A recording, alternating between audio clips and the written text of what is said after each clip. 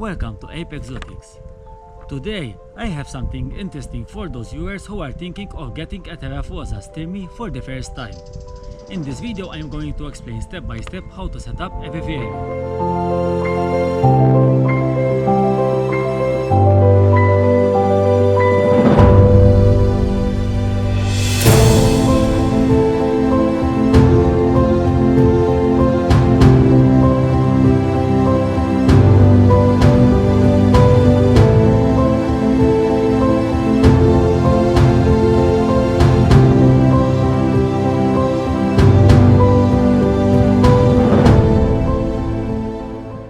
First of all, when buying a Theraphosa Stirmi, it is very important, preferably to buy captive bred, so as to reduce having parasites or any other health issues.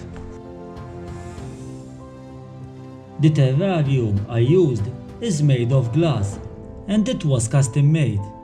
It is 1.5 feet wide, 2 feet long, and 1 foot high.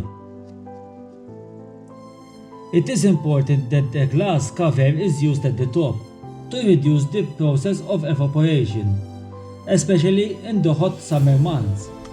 Consequently, this will decrease the loss of humidity. Vents were made at the back of the vivarium to increase ventilation, thus improving circulation of air both for the substrate and for the well-being of the Theraphosa.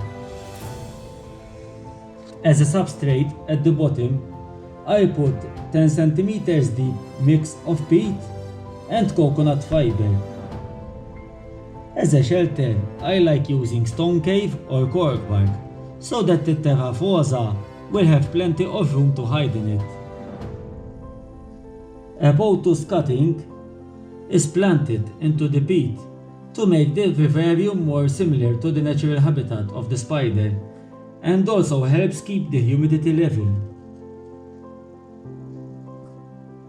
For food, the adults I give them around 2 locusts or dubia weekly, sometimes slightly more and sometimes slightly less.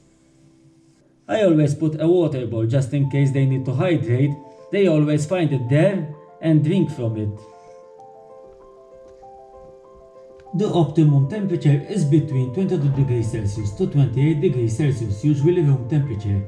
If it goes lower in winter, I switch on the heat mat to warm it a bit. The optimum humidity is around 75% to 80%.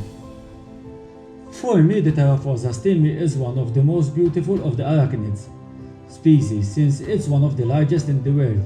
They attack their prey aggressively, and it is not very difficult to keep. However, one must always do his homework before deciding to get one.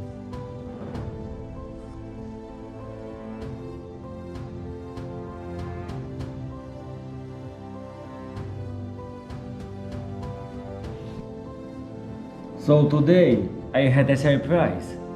I just found out that my Theraphosa molted.